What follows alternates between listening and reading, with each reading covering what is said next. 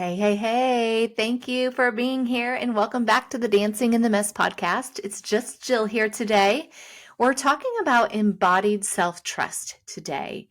And in case you didn't know it, it is Mental Health Awareness Month. And so I just want to drop that in here for a second and let you know that your mental health matters.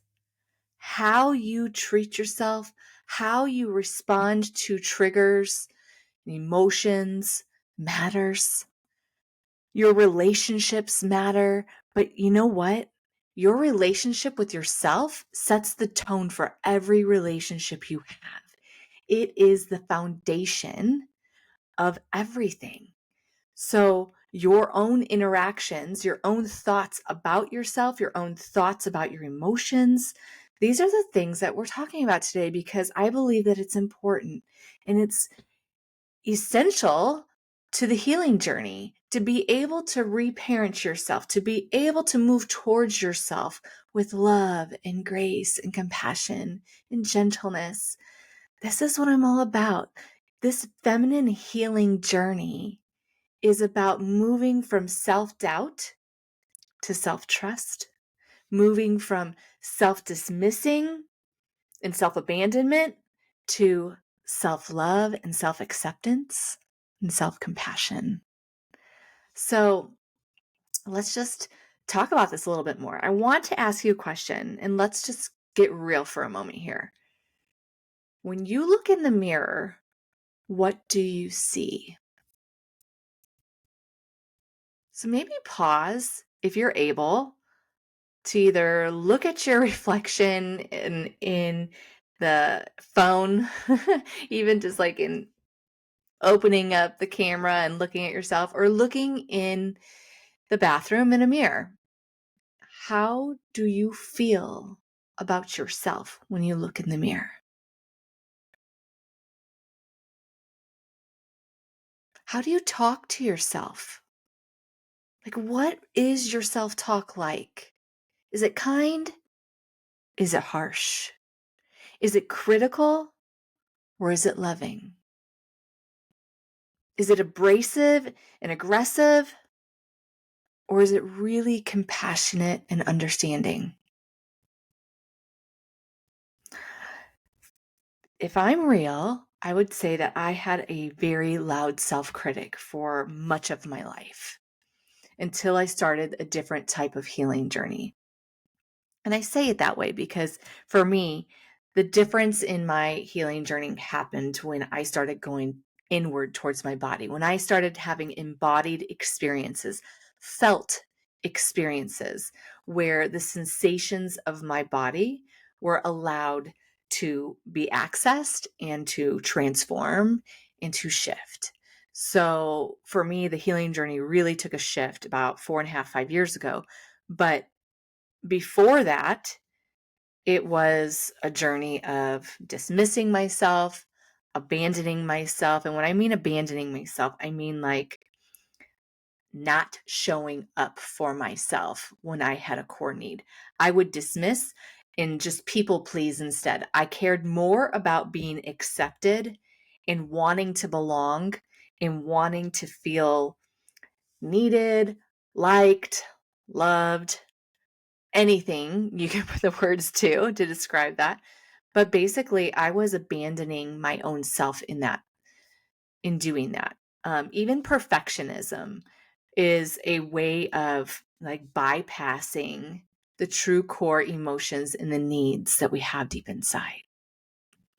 And so I'm wondering, how do you feel about yourself when you experience emotions? Like, do you get mad at yourself for having emotions and feelings and thoughts, like the messy emotions? Let's get real here. Like when you're angry, when you're grieving, when you're overwhelmed, or you're exhausted, how are you responding to yourself? What words repeat on loop? What words are echoing constantly? Just think about that for a moment.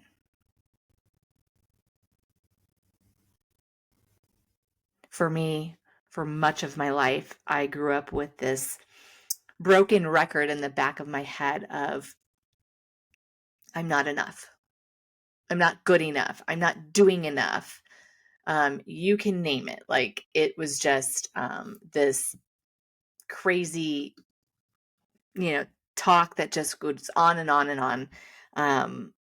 It would just ebb and flow, coming in and out of just like, I'm not good enough. Um, I'm not worthy.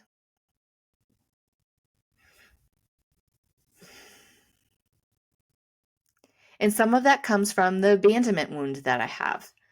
And so, and that came from childhood, deep when I was young. So for me, I lived out of the place of that void. I don't know about you, if you admit that, but for probably for first 40 years of my life, I'm 44 now, but like for 40 years, I genuinely feel like I just would dismiss my core needs to meet other people's needs instead. I would stay quiet to keep the peace because if somebody asked me to, I cared more about their acceptance of me and not losing their love and not wanting to be rejected, that I would stay quiet when I really wanted to use my voice. Um, but all of this was generated from my childhood. And there's this part of me, a younger version of me, that back in, say, even middle school, that's that part of me that really started dismissing me. And part of it had to do with the fact that when I was younger, I did have some experiences where people didn't fully believe the extent of what I was experiencing. They dismissed the pain that I was experiencing. My experiences were not really met with compassion and understanding or seeking to know more. It was just kind of dismissed and pushed off to the side. And so in that time frame, now what I know is that I started this process of second guessing myself constantly. Is what I'm thinking accurate or is it not? Other people aren't seeing it. Other people are dismissing it. And so we just, on a subconscious level, we're not even aware of it.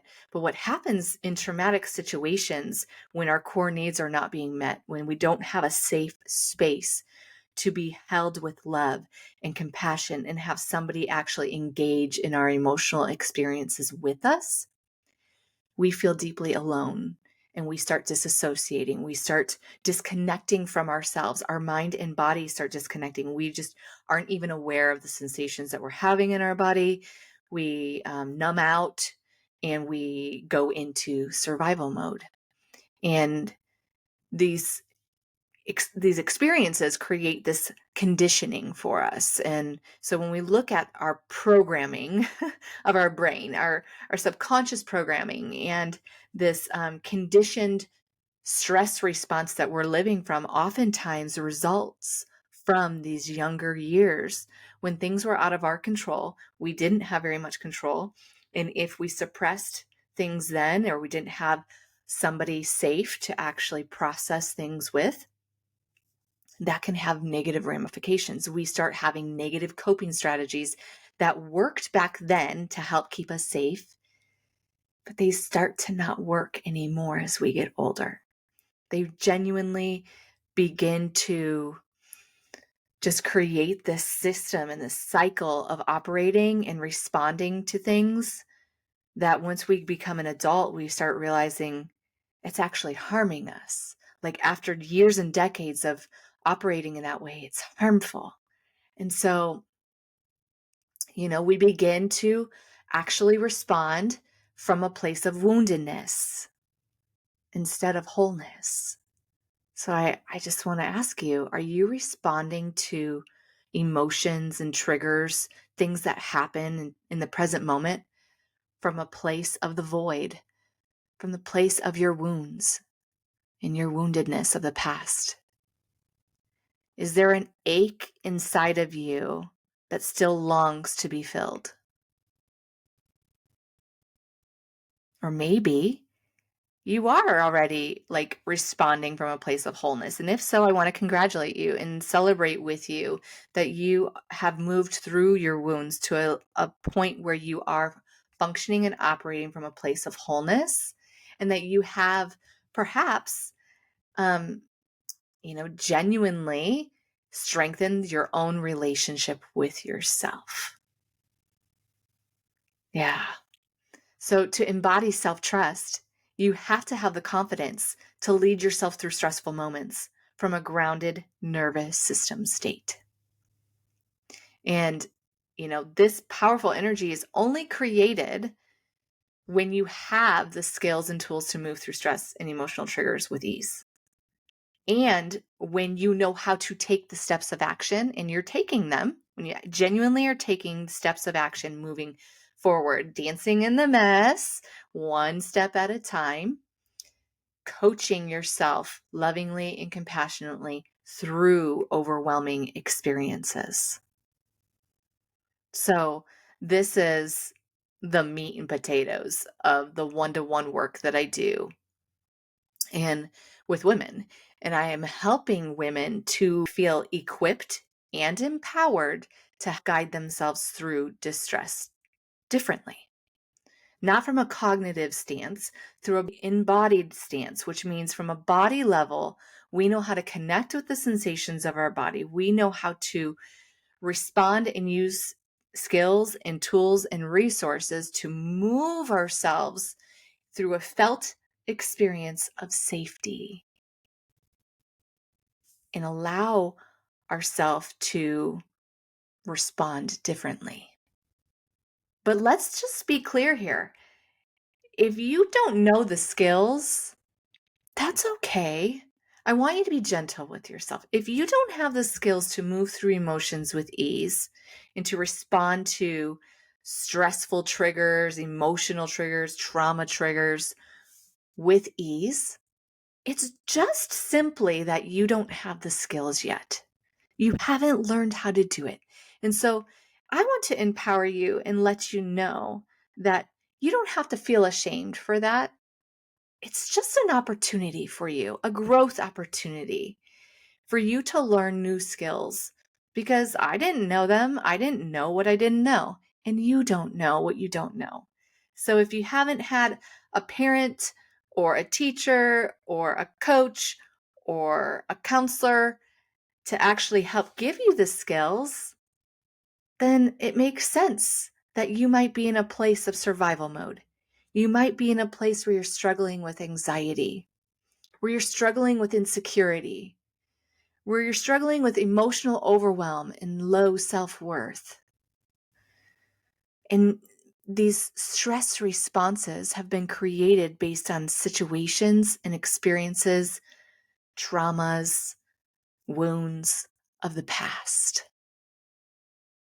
And so I just want to let you know today that there is hope. And I also want to invite you into a group coaching experience that I'm offering. So if you're listening to this, I don't do a much promotion of what I actually offer, but I do want to at least declare that there's a new opportunity that I'm offering. So I have decided to create a beautiful 6-week journey of moving towards embodied self-trust. So I'm talking about healing, loving, and leading yourself from within. If you're ready to embody self-trust, then you're about to embark on a journey of learning how to do those things so that you can move through distress from a place of presence and wholeness instead of a place of woundedness and overwhelm and anxiety and stress and maybe even depression. This is a beautiful opportunity for you to ditch those self-abandoning behaviors, those self-dismissing, just those ignoring the body cues and just repressing and suppressing all of your emotions. This is an experience to help guide you to learn how to move through the stress and emotional triggers differently. So I want to just tell you about the 6-week journey. It's going to incorporate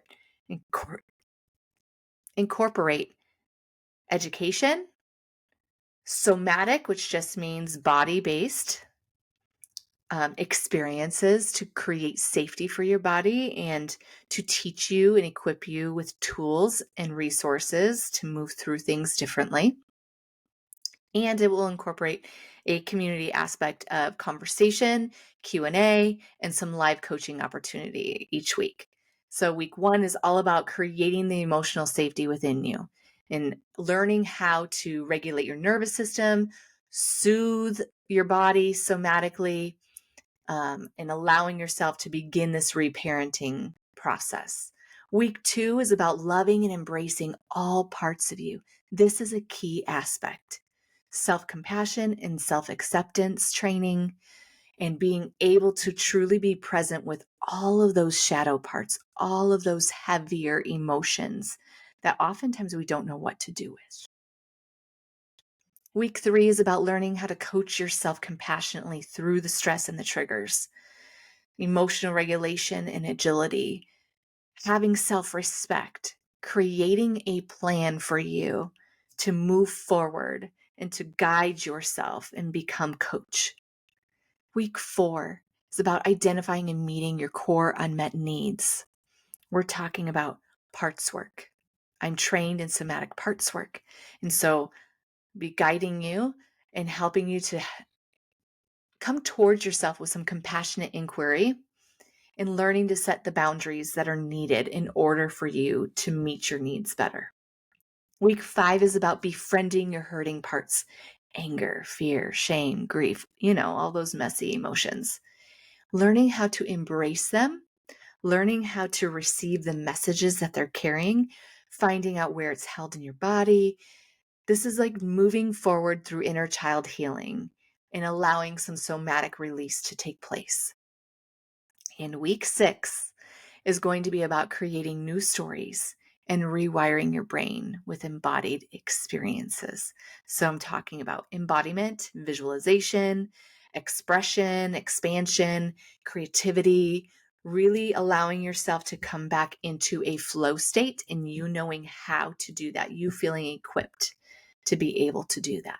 So if this sounds interesting to you, if this sounds intriguing, if you feel your heartstrings being pulled towards this direction, I just want to let you know that you are invited. If you are a female, this is a feminine embodiment journey of 6 weeks of moving towards embodied self-trust, of healing, loving, and leading from within you. And I just want you to know that you are invited and you are welcome to participate. And there's a link in the show notes if you are interested in finding out more information. That starts on October 17th. And if for some reason you're listening to this and it's been well past that time of this starting, let me know if there's interest so that I can go ahead and host another round of this if you're interested. Feel free to reach out to me. And I just want to let you know that your mental health really does matter. Everything starts with you and how you feel about yourself, how you respond to yourself, and the relationship that you have with yourself. It's the foundation of the healing journey, is really going at this from the root level. So I want to invite you and let you know that I see you. I'm with you in this messy humaning process. Humaning is messy sometimes. It is. We live in a messy world where things can feel really heavy and we can feel stuck and we don't know what to do with it. But I want you to know that there is hope. And I am living proof of it after all the traumatic things that I've experienced in my life. And I want so much for you to experience the same. I want you to be able to come home to yourself with more peace, with more ease, with joy, with self-trust and confidence that you can move through any experience and any emotion that you face. That's how I feel now. And so I want the same for you. So thank you for being here today. Feel free to reach out if you have any questions. I'm sending so much light and love to you.